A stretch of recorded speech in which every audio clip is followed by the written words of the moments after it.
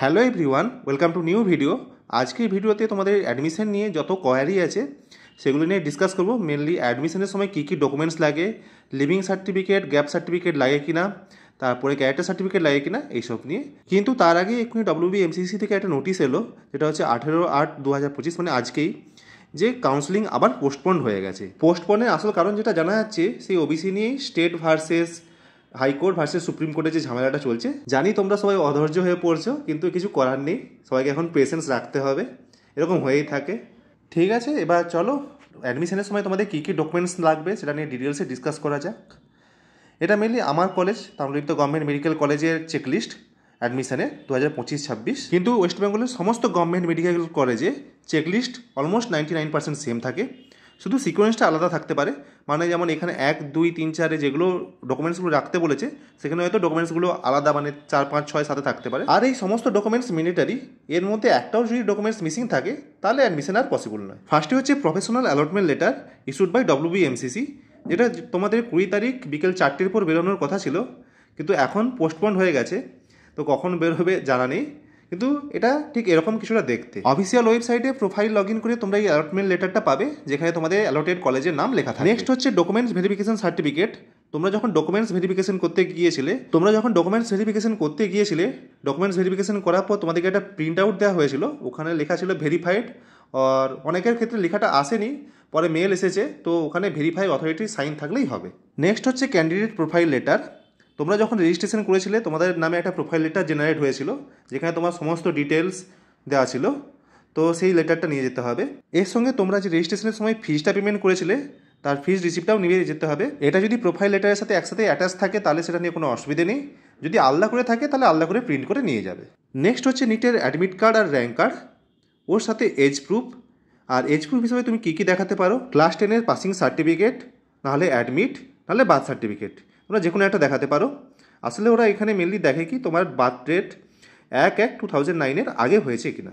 এরপর তোমাদের লাগবে ক্লাস 12-এর মার্কশিট আর পাসিং সার্টিফিকেট। এই দুটোর অরিজিনাল কপি কলেজ থেকে জমা করে নেয়, এবং MBBS পাস করার পর এগুলো আবার রিটার্ন করে। তোর এর কালার জেরক্স আর নাহলে স্ক্যান ভালো করে রেখে নিও। নেক্সট হচ্ছে 8 কপি পাসপোর্ট সাইজ ফটো। এখানে 8 কপি বলেছে, কিন্তু তোমরা 10 থেকে 12 কপি পাসপোর্ট সাইজ ফটো আনবে, কারণ কখনো হোস্টেলে ফর্ম ফিল আপ করতে হতে পারে, কখনো ওই বন্ড তৈরি করতে হতে পারে, সেখানে এক্সট্রা ফটোকপি লাগে, তো সেভাবেই নিয়ে আসবে। নেক্সট হচ্ছে ডোমিসাইল। তোমরা যে ডোমিসাইলটা দেখে ভেরিফিকেশন করেছিলে, মানে A1, A2, B আর E, সেইটার অরিজিনাল কপি নিয়ে আসবে। তোমার যদি ডোমিসাইল B বা E হয়, সেক্ষেত্রে পেরেন্টসের দুটো আইডি কার্ড লাগবে, আধার কার্ড, ভোটার কার্ড আর পাসপোর্টের মধ্যে যে কোনো দুটো আইডি কার্ড দেখাতে হবে। নেক্সট হচ্ছে ক্যান্ডিডেটের নিজস্ব আইডি কার্ড, হয় আধার কার্ড, নাহলে ভোটার কার্ড, নাহলে পাসপোর্ট, যে কোনো একটা নিয়ে আসতে হবে। এরপর যাদের PWD সার্টিফিকেট আছে, যেটা WBMCCতে কাউন্সেলিং স্টার্ট হওয়ার আগে IPGM-এর SSKM-এ গিয়ে ভেরিফিকেশন করাতে হয়, সেটা যদি অ্যাপ্লিকেবল হয়ে থাকে সেটা নিয়ে আসতে হবে অরিজিনাল কপি। নেক্সট হচ্ছে কাস্ট সার্টিফিকেট, যাদের SC, ST আর OBC আছে তাদের জন্য, এটাও অরিজিনাল কপি নিয়ে আসতে হবে, এর সাথে জেরক্স কপি নিয়ে আসতে হবে, কিন্তু চাপ নেওয়ার কিছু নেই, এর অরিজিনাল কপি জমা করে না। নেক্সট হচ্ছে যাদের ক্ষেত্রে OBC NCL অ্যাপ্লিকেবল, তাদের OBC NCL-এর অরিজিনাল সার্টিফিকেটটা আনতে হবে, মানে অরিজিনাল কপি, যেটা 1/4/2025 পর মানে গ্র্যান্ট হয়েছিল।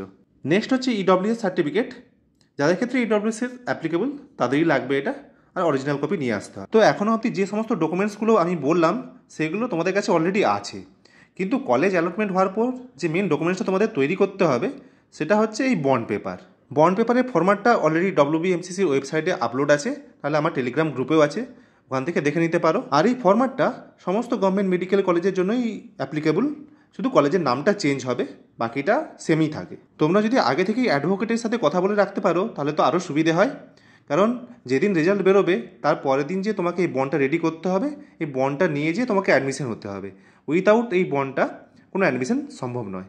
এই বন্ড ফরম্যাটটাকে তোমাদের 100 টাকা নন জুডিশিয়াল স্ট্যাম্প পেপারের উপর করাতে হবে, মানে নোটারি করাতে হবে। এখানে অনেকেরই কোয়ারিজ থাকে, ধরো আমি রাউন্ড 1-এ একটা কলেজ পেলাম, কলেজের নামে বন্ড তৈরি করে আমি কলেজে অ্যাডমিশন নিলাম এবং আপগ্রেডেশনে আমি দিলাম। এবার আপগ্রেডেশনে আমি আবার নতুন কলেজ পেলাম, তখন কি আমার আগের বন্ড পেপারটা ভ্যালিড হবে? কখনোই না, কারণ তুমি আগের কলেজে যখন অ্যাডমিশন হয়েছিলে ওই কলেজের নামে তোমার বন্ড পেপার ছিল, তো এবার অন্য কলেজে তোমার অ্যাডমিশন হচ্ছে, তো সেই কলেজের নামে তোমাকে নতুন করে বন্ড পেপার তৈরি করতে হবে এবং সেই বন্ড পেপার নিয়ে গিয়ে অ্যাডমিশন হতে হবে। সেম আবার যদি তোমার থার্ড রাউন্ডে যদি নতুন কলেজ পাও তুমি, সেখানে আবার তোমাকে নতুন বন্ড পেপার তৈরি করে নিয়ে অ্যাডমিশন নিতে হবে। অনেকেই চাইছো যে আমি অ্যাডভান্স বন্ড পেপারটা তৈরি করে রাখি, কলেজের নামগুলো যেখানে লেখা হবে সেই জায়গাগুলো স্পেস রাখি, পরে ওগুলো লিখে নেব। তোমাদেরকে এখানে একটা ওয়ার্নিং দিয়ে রাখছি কি তোমরা ওই কলেজের নামগুলো নিজের পেনে বা হাতে লিখলে সেটা কলেজ কখনো অ্যাকসেপ্ট করবে না, ঠিক আছে? তার জন্য তোমাকে আবার নতুন করে টাইপরাইটার ধরিয়ে ওখানে টাইপ করে লিখতে হবে। বন্ড পেপারটা সবসময় 100 টাকা বা তার বেশি নন জুডিশিয়াল স্ট্যাম্প পেপারে করার চেষ্টা করবে। আর হচ্ছে বন্ড পেপারের লাস্টে দুটো অপশন থাকে যে সিগনেচার অফ দ্য উইটনেস। তো এই উইটনেসের সিগনেচার তোমরা কার নেবে? অ্যাকচুয়াল রুল অনুযায়ী উইটনেস হবে এক্সেপ্ট ইউর ওন পেরেন্টস, মানে হচ্ছে তোমার নিজের পেরেন্টস, নিজের বাবা মা বাদে বাকি যে কেউ সাইন করতে পারে। এখানে তুমি তোমার অ্যাডভোকেটেরও সাইন করাতে পারো, বা যে কলেজে অ্যাডমিশন নিতে গেছো সেখানে অন্য কোনো তোমার ফ্রেন্ডের গার্ডিয়ানকে দিয়েও সাইন করে নিতে পারো। আশা করি বন্ড পেপার নিয়ে তোমাদের আর কোনো কোয়ারিজ থাকবে না, ঠিক আছে?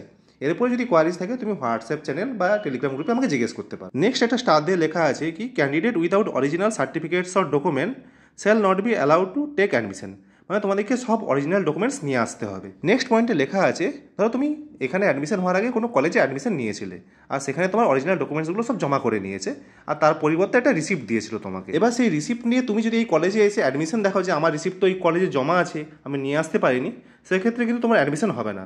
তোমাকে অরিজিনাল কপি ওই কলেজ থেকে আগে নিয়ে আসতে হবে, তারপরে তোমাকে এই কলেজে মানে মেডিকেল কলেজে তোমার অ্যাডমিশন হবে। মেনলি এটা 12-এর মার্কশিট আর সার্টিফিকেটের কথা বলছে। তো তোমরা যদি কোনো কলেজে অ্যাডমিশন নিয়ে থাকো আর তোমাদের এই ডকুমেন্টসগুলি মানে অরিজিনাল ডকুমেন্টসগুলি যদি ওখানে জমা থাকে, তোমরা যতটা পারবে তাড়াতাড়ি কালেক্ট করে নাও।